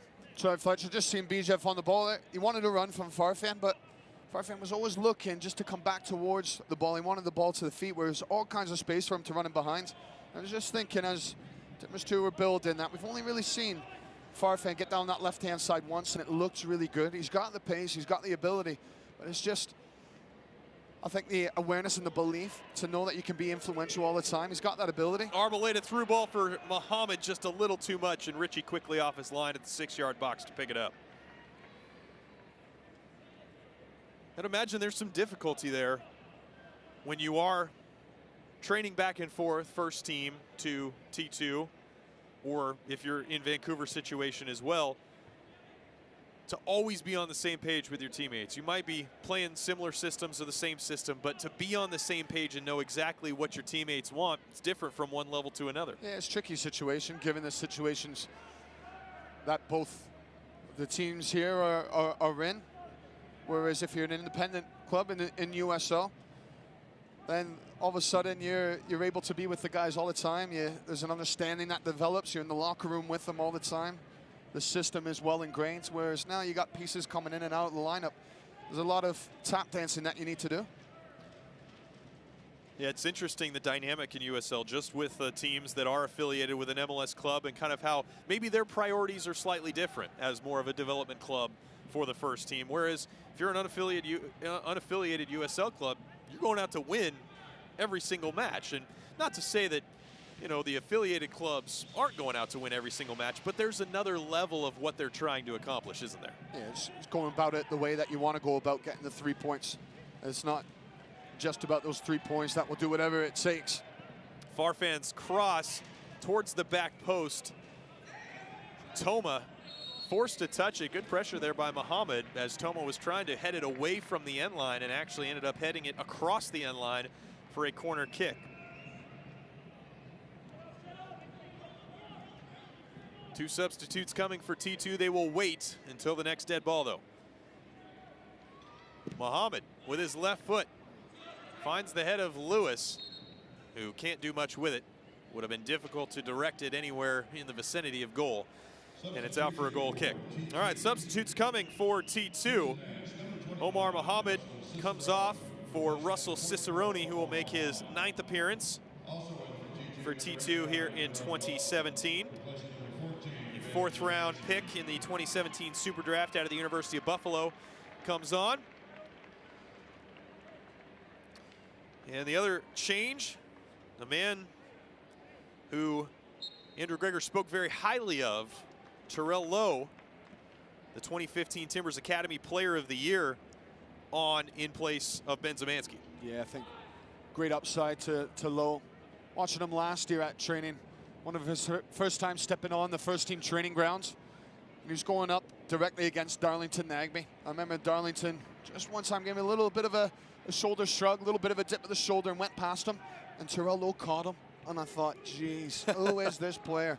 The pace that he showed to get himself back, and I thought, wow, what an upside he has. He's got great range. So I think Andrew Gregor, he's excited to have him back and available for selection.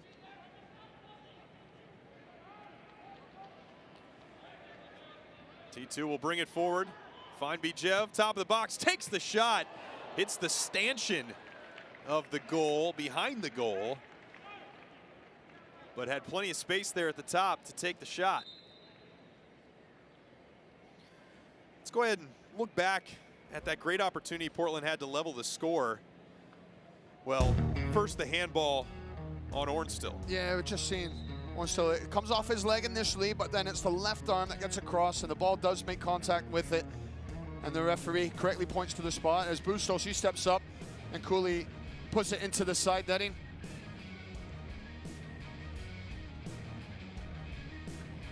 Third goal in 3 matches with Whitecaps FC2 for Marco Bustos.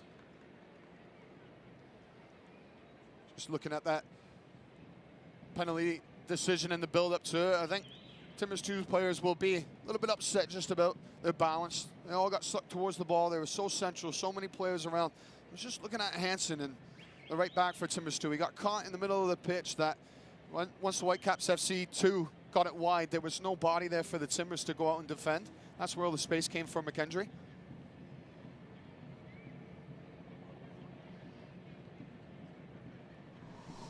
Just as we go on from that, we look again as Whitecaps do, they're on the ball. You can see as it comes central, look at all the Timbers players just defending that middle spacing. Whereas there's a complete gap just on the right side, and Hansen, he just gets sucked a little bit towards the ball. He does press towards the ball, but he doesn't get his shape back, and that's where McKendry comes into his position. Certainly is a game of moments, and while a lot of those moments haven't gone T2's way, certainly shown flashes of having some good moments themselves. They just haven't been able to find that finishing ball. And once again, through 78 minutes, the story here today. A couple great opportunities. One in the first half as Bijev crossed the ball to Arboleda, and his shot was blocked by Ritchie. And then another scrum in front of the box in the second half for T2. That resulted in a couple blocks and another save from Ritchie that he probably didn't know that much about, was just standing at the right place at the right time. And speaking with Andrew Greger at training this week, there have been a couple of those moments this season where more often than not, they've just been bad luck. The goalie's been standing in the right place for the other team and has managed to make the save, even though he probably didn't know much about the ball that was coming his way. Yeah, and Andrew Greger just saying that so many of the pieces to the puzzle are there. It's just that final piece that we need. We need that finishing touch. We need those moments in front of goal to be able to stick the ball in that back of the net. 7 goals from 11 games. You can see where the area is. It's obvious there with the numbers. And so they can start getting some of these moments going their way. Maybe a little bit of luck. It could turn the tide. Arboleda picks it up. Corner of the box. Maintains possession. Now we'll go wide for Hansen. Plenty of space for Hansen. First time cross. Headed out by Toma. Top of the box shot by Arboleda. Blocked by Bustos. Good block from Bustos.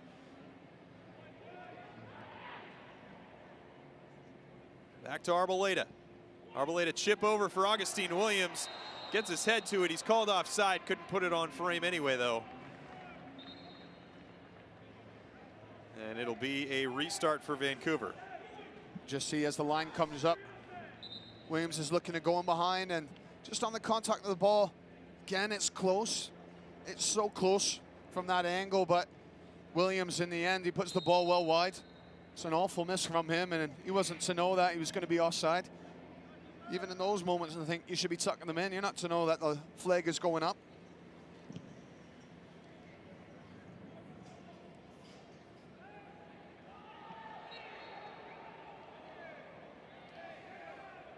Vancouver has made a substitute here in the last moment, as we're going to see a caution issued to Marco Farfan. Chris Serban had come on, so we get a chance to look at the replay here.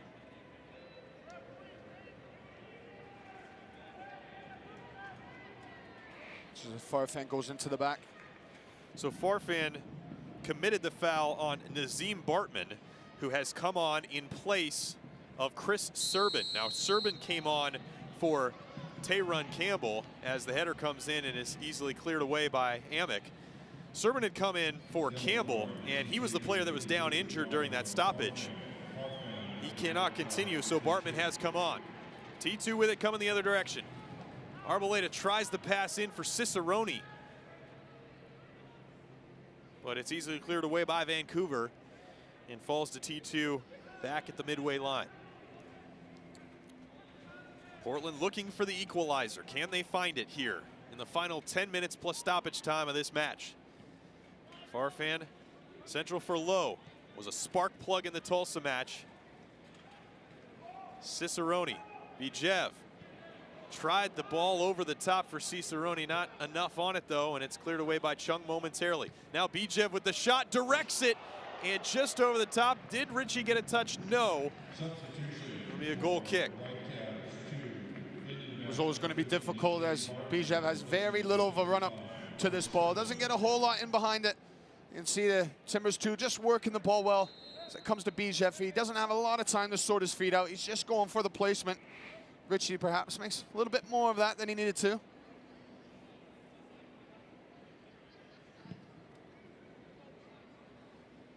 Restart over the center line. Header forward by Greg. Farfan a touch to it and out to touch for a Vancouver throw. And another substitution coming for the visitors. Will Seymour, the 25-year-old English native, played for the Oregon State Beavers, will come on in place of Matthew Boldissimo.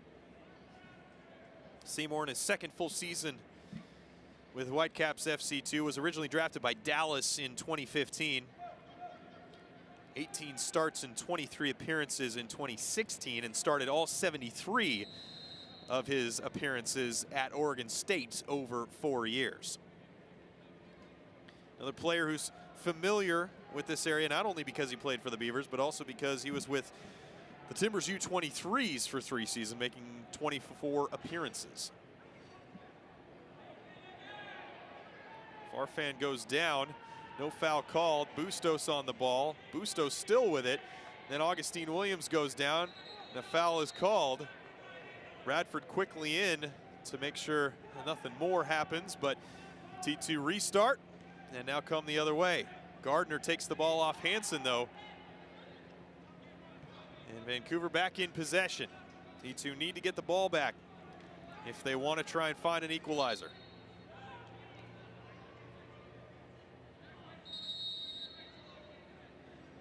The referee is just going to have a little chat with Andrew Greger. He's been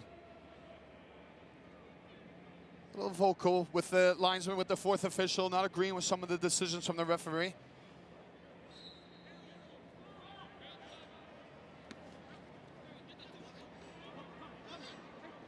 Craig chests it down for Gardner. Central for Seymour. Switch the point of attack over to Chung. His cross leaves a lot to be desired as it falls into the hands of Kendall McIntosh. 6 minutes plus stoppage time left for T2 to find an equalizer. Just looking down the, get a read of the body language and what players you think are going to try and dig in, try and find the way through, try and find the goal. I just wonder with Arboleda, he's just coming in and out of this match, if he can come into it again and use his pace, use his ability to go beyond players just to try and find the way through. Cicerone nutmegs Toma and then forces Toma to play it out to touch.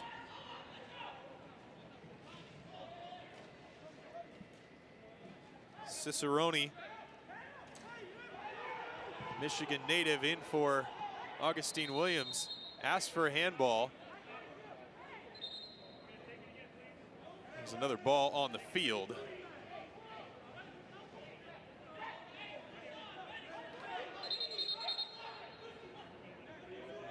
Bradford comes over, and T2 will take the throw in once again because of that second ball on the field.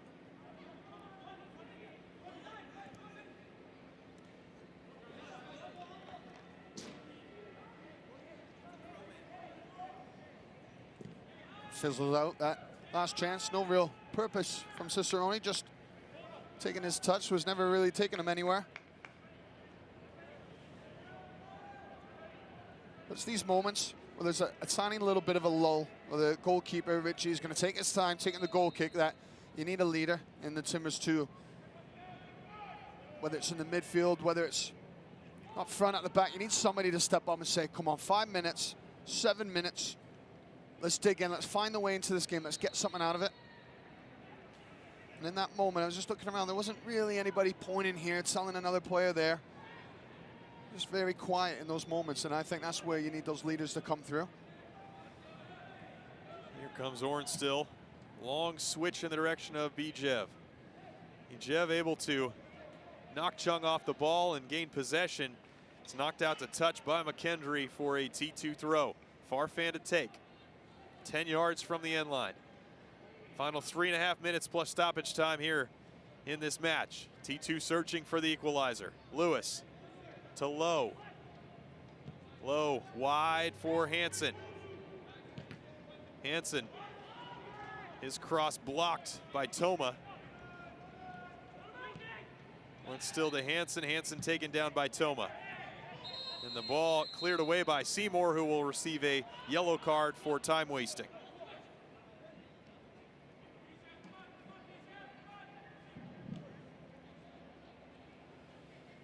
Big bodies coming forward for T2. Amick, Orn still both in the box. Bijev will take the free kick.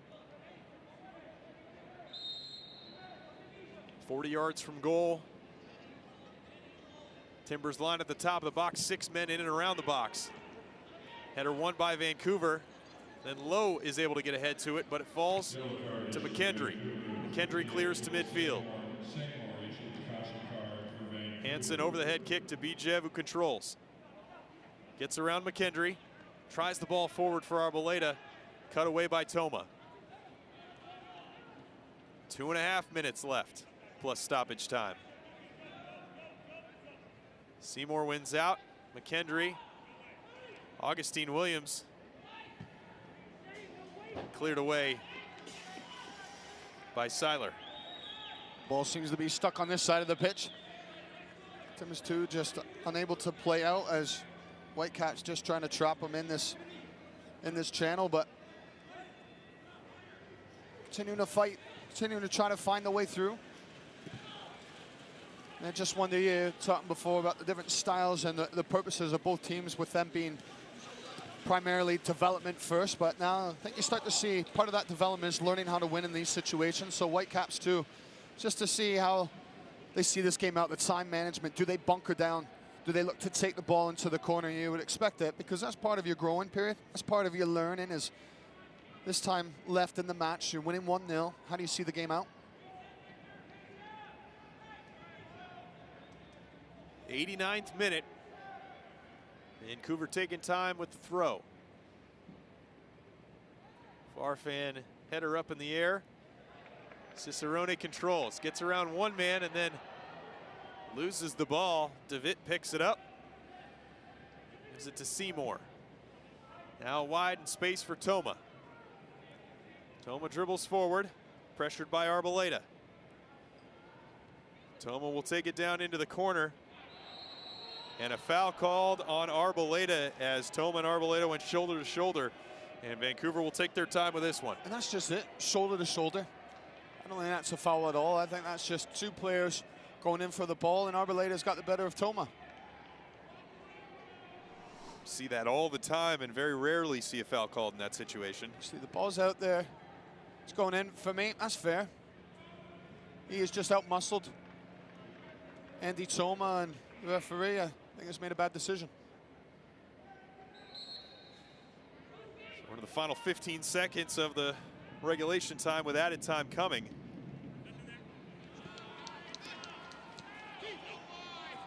Timbers trying to release pressure, T2 that is. Cannot do so. And as the dribble comes in from Bartman. 4 minutes of stoppage time here in the second half. 4 minutes to find an equalizer for Portland. Cicerone, the substitute, bringing it forward. Deflects the cross off of Chung, and a T2 corner kick. It's good from Cicerone. Nice thrust, nice injection of pace just to take the team up the pitch and get an opportunity now from a corner.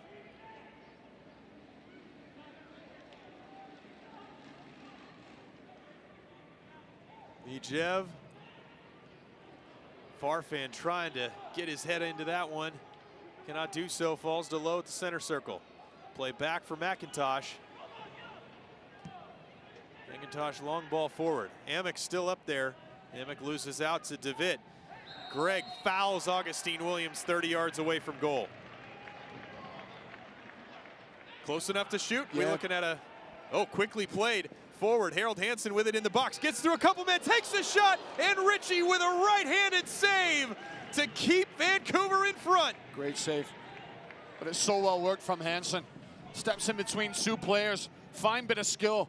Just there, dipsy doodles right in between. Gets a fortunate bounce, but still enough to get a strike away. Quickly back in, Arboleda will try and send the cross in against two men. Can't get it through as it's blocked away, falls to low at the center circle. McIntosh calls him off, says he'll take it. McIntosh forward towards the far corner of the box. Can't tell if it was Ornstill that won the header. Yes, it was, and it's out for a Vancouver throw. T2 have certainly had their opportunities after Vancouver found the opener, but haven't been able to find the back of the net. And now Greg is upset at Terrell Lowe.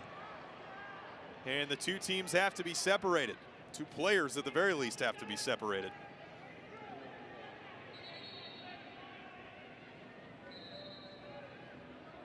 There's been a little bit of back and forth today from the two rivals, but it's the foot coming in and Greg's upset.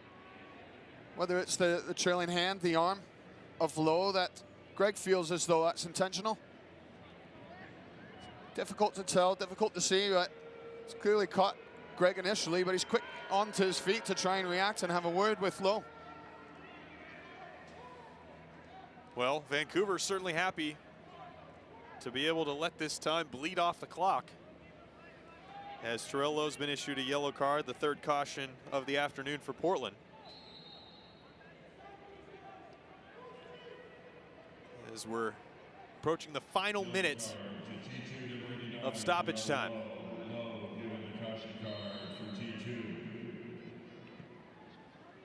DeVitt forward. Looks like a foul was called on Kyle Gregg. McIntosh will restart. Final 45 seconds. Can T2 find an equalizer? Header won by Seiler. Hansen, Williams. One last chance for a buildup. 20 seconds left. Cicerone gets around Toma. Cross on the ground, cleared away easily by Seiler.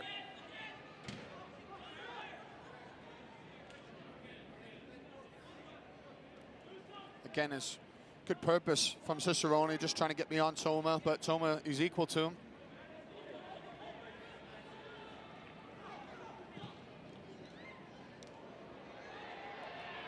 Farfan tries to get a foot to the ball, but can't do so. Ritchie comes out and swallows it up. And that was likely the last opportunity for T2. That man's had a good day, Ritchie. A couple great reactionary saves that he's made. And there's the final whistle as Vancouver once again comes to Providence Park and gets a 1-0 win. Same scoreline as the earlier matchup. Ross, once again, some great moments for Portland, just couldn't quite convert to find the equalizer, and it's a penalty kick that does them in here this afternoon. Yeah, and they're disheartened, and it goes along the lines of what we were saying coming into the match, that all the pieces are falling in there. There's some nice play, nice possession, nice passing, nice opportunities, but it's that final bit that the Timbers too, they need to improve, that they need to get better, and that's that final touch, scoring the goals. And that's what's let them down today. A couple big chances for them. Arboleda's had one, Hansen in the second half, but Ritchie's come up with a couple of decent saves. You would say the Timbers will be disappointed because they'll feel as though they were at least worth a point today. Yeah, you can see the frustration on the field amongst the players, feeling like they could have potentially gotten more out of this match. But let's go ahead and take a look at the highlights from this one here this afternoon at Providence Park. Began at the 26th minute.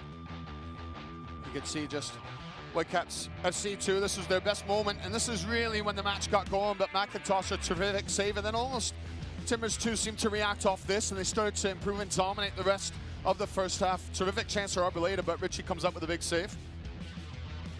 We move into the second half, and this turned out to be the moment that changed the match. Yeah, and you can see just all the Timbers 2 players gravitate towards the ball. That Whitecaps 2, they get the ball wide, and just as McKendry trying to get his shot away, comes across, and Ornstill, he's called for a handball, and we just get the second look at it as the ball comes up off the leg into the left arm of Ornstill. It's harsh on him, but I think it's the correct decision, and Bustos, he steps up to get his third goal of the season, just calmly placing it into the side netting. We move into second half stoppage time, and a great opportunity for T2 to find the equalizer, but just not meant to be. You see the foul there on that Augustine Williams drew. And Timbers 2, they just kept quickly trying to find a played. way through, and Hansen, as he just dips in between two players, he gets a fortunate bounce just off one defender, but he gets the strike away so quickly. And you just get more of an appreciation here, a little bit of skill from Hansen, but Richie, it's within his wingspan. He's able to make a quick reactionary save and to hold on to the full 3 points. So Portland denied here this afternoon. They'll be back in action on Saturday the 10th at Rail Monarchs, and then back here at Providence Park Friday, June 16th against Oklahoma City Energy FC at 7:30. That'll be the next time we see Portland Timbers 2 in action. But today, Vancouver Whitecaps FC2 get the victory at Providence Park thanks to the Marco Bustos penalty kick goal in the 57th minute. For our entire team here at Providence Park, alongside Ross Smith, I'm Fletcher Johnson. Thanks for joining us this afternoon. Whitecaps FC2 1, Portland Timbers 2 0. Have a great rest of your Sunday afternoon.